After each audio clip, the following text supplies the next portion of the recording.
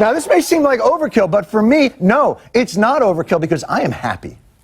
Finally, someone is being held to account for misleading America about the Iraq War.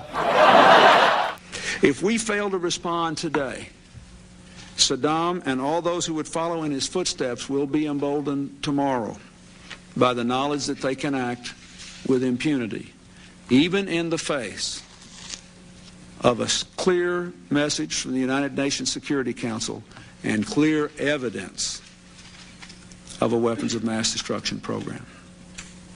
But Saddam's ability to produce and deliver weapons of mass destruction poses a grave threat to the peace of that region and the security of the world. Finally. Now, it might not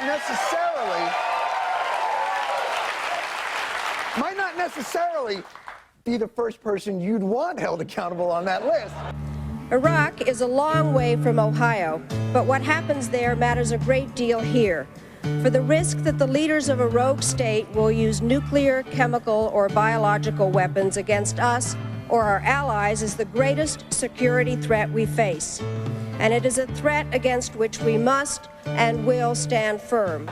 But never again will Brian Williams mislead this great nation about being shot at in a war we probably wouldn't have ended up in if the media had applied this level of scrutiny to the actual war.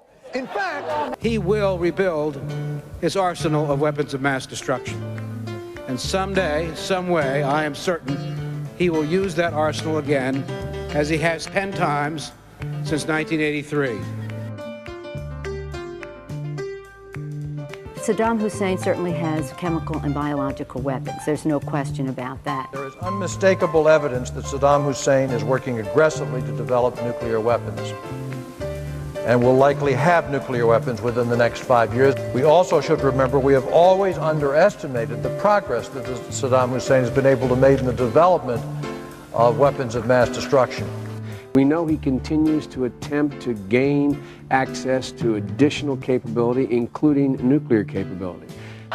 the media is right to go after Williams like this. Imagine if you let lies slip into news stories, like a huge pile of them that was disseminated in, say, the New York Times and Meet the Press. And sometimes in the New York Times, just so that the administration could then go on Meet the Press and say this. There's a story in the New York Times this morning that, in fact, he has been seeking to acquire the kinds of tubes that are necessary to build a centrifuge. And the centrifuge is required to take low-grade uranium and enhance it, which is what you have to have in order to build a bomb. And the crazy thing is, the Bush administration are the ones who planted the story in the New York Times in the first place. The run-up to the Iraq War was kind of beautiful. Serving on the Intelligence Committee and seeing day after day, week after week, briefings on Saddam's weapons of mass destruction and his plans on using those weapons, he cannot be allowed to have nuclear weapons. It's just that simple. Bill, I support the president's efforts to disarm Saddam Hussein. I think he was right on in his speech tonight. The lessons we learned following September the 11th were that we can't wait to be attacked again, particularly when it involves weapons of mass destruction. So, regrettably, Saddam has not done the right thing, which is to disarm, and we're left with no alternative but to take action. The run-up to the Iraq War was kind of beautiful in the evil efficiency of its media manipulation. It's like the Bush administration hired Temple Grandin to design a machine that kills the truth. Another bombshell this morning, new discovery by the New York Times. Weapons of mass destruction were found in Iraq, but it was kept secret. The Times reporting that between 2004 and 2011, American troops found 5,000 chemical warheads. I love that now the media pretends that they must guard the crown jewel of their credibility, when we've already seen it's Al Capone's vault. Not that they weren't hard on themselves post-cluster money, but the intent was there. Absolutely, and the intent at the top of Saddam to acquire those weapons and to continue to attempt to acquire those was absolutely there. You found that in 2000 and 2001, Saddam Hussein did actively try to develop and start a nuclear program. He was putting more money into his nuclear program. He was pushing ahead his long-range missile program as hard as he could. Look, the man had the intent to acquire these weapons. He invested huge amounts of money in them. The fact is... How did you guys do on the issue of weapons of mass destruction? I think we did pretty darn good. I think we were pretty strong. I think the questions were asked. There was a fog of war. I guess we were caught up in the post-9/11 sense of patriotism. And there's also the fog of covering the war. Could we have done a better job? Sure. Remember, Howie, we are a first draft of history journalism. But it wasn't even your draft. You were just copying off of Cheney's paper.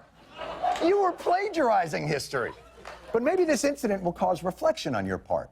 You'll go back now and look at other instances of media malfeasance that led our country to the most catastrophic foreign policy decision in decades. So based on the information that you have, David, not what we had prior to the war, but you had, in your opinion, was it prudent to go to war? Was there an imminent threat? I think it was absolutely prudent. In fact, I think at the end of the inspection process, we'll paint a picture of Iraq that was far more dangerous than even we thought it was before the war. It was of a system collapsing.